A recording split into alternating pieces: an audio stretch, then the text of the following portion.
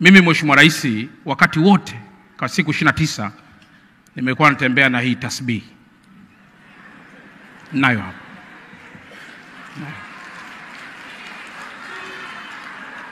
Na pale nyumbani Mheshimiwa Rais, kila wakitaka kuniloga mimi nasema tu Allahu Akbar, Allahu Akbar.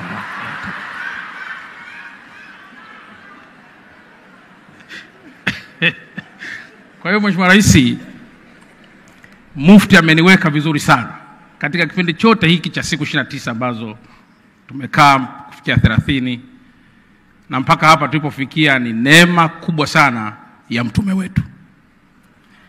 Mheshimiwa Rais, neno langu tu la mwisho, mwaka huu kama wenzangu walivyosema tunakwenda ni mwaka wa uchaguzi.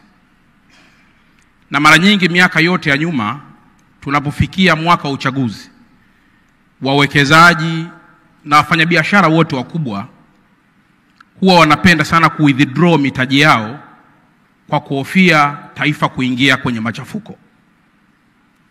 Mheshimiwa Rais, naomba nitumie nafasi hii kwa niaba ya wakuu wa mikoa wenzangu wote kwamba msiogope kuja kuwekeza Tanzania na wala msiogope kuja kuwekeza Dar es Salaam.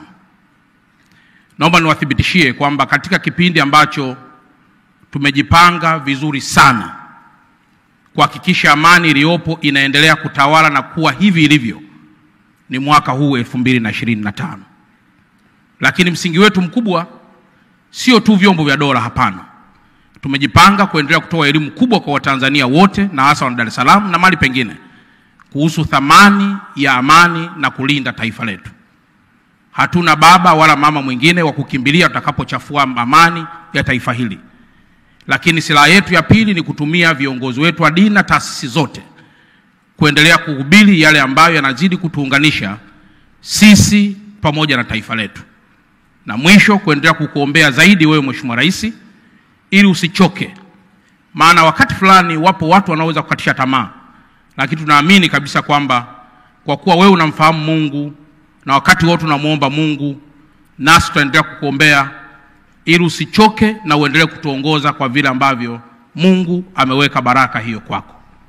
Baada ya kusema haya, nashukuru sana na asanteni sana. Fadhakkir innama anta mudhakkir lasta alayhim bimusaytir.